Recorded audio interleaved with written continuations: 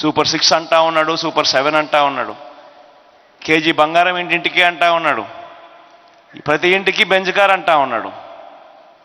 ఇటువంటి నేపథ్యంలో 2014లో ఇదే పెద్ద మనిషి చంద్రబాబు నాయుడు గారు ముఖ్యమంత్రి అయినప్పుడు ఇదే మాదిరిగా అప్పుడు కూడా ఇదే కూటమిగా ఆయన ఏర్పడి ఆయనతో పాటు ఆయన దత్తపుత్రుడితో పాటు ఆయన ఢిల్లీ నుంచి తెచ్చుకున్న మోడీ గారి ఫోటో, ఈ ముగ్గురు కలిసి వీళ్ళ ముగ్గురే 2014లో ఏం చెప్పారు, మనకు ఏమి చేశారు అన్నది ఒక్కసారి ఆయన 2014లో ఇచ్చిన ఆయన మేనిఫెస్టోకు సంబంధించి చేనేతలకు సంబంధించి ఆయన ఏం చేశాడు అని చెప్పి చూస్తే దాదాపుగా 100కి 2 మార్కులు కూడా రాల.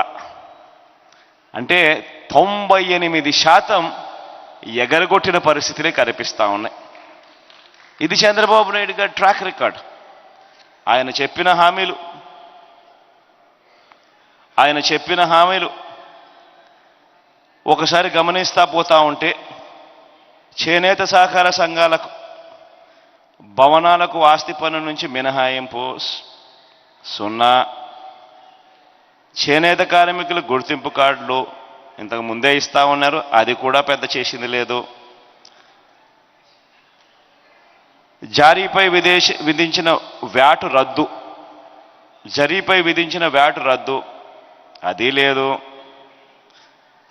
ఒక్కొక్క చేనేత కుటుంబానికి 1,00,000 మేరకు సంస్థాగత రుణ సౌకర్యం, అది లేదు. చేనేత కార్మికులకు 1000 కోట్లతో ప్రత్యేక నిధి మరియు బడ్జెట్లో ప్రతి సంవత్సరం 1000 కోట్ల రూపాయలు కేటాయిస్తాం, అది లేదు. రాష్ట్ర వ్యాప్తంగా నేత బజార్లు ఏర్పాటు చేస్తాం, అది లేదు. ఉచిత ఆరోగ్య బీమా కల్పిస్తాం. వీవర్ వృద్ధాప్య పెన్షన్ నెలకు 1000కి పెంచుతాం, అది అంతంత మాత్రమే. చేనేత సహకార సంస్థను పటిష్టం చేసి మరియు సరుకుల సరఫరా, మార్కెటింగ్ సౌకర్యాలు, జిల్లా డివిజన్ కేంద్రాలు అభివృద్ధి చేస్తాం. అంతర్జాతీయ స్థాయిలో మార్కెటింగ్ చేయడానికి ప్రయత్నం చేస్తాం. ఆపుకోకుగా బకాయిలు పెట్టినాడు, మిగతా కథ దేవుడెరుగు. జిల్లాకు చేనేత పార్కు ఏర్పాటు చేస్తాం, అదిలా. వృద్ధ చేనేత కార్మికుల కోసం ఉరవకొండ, చీరాల, మంగళగిరి, పెడన, ధర్మవరం మొదలైన ప్రాంతాల్లో ఆసుపత్రులు, ప్రత్యేకంగా వృద్ధాశ్రమాలు ఏర్పాటు చేస్తాం, అది లేదు. సగం ధరకే జనతా వస్త్రాల పథకం పునరుద్ధరణ, అది లేదు.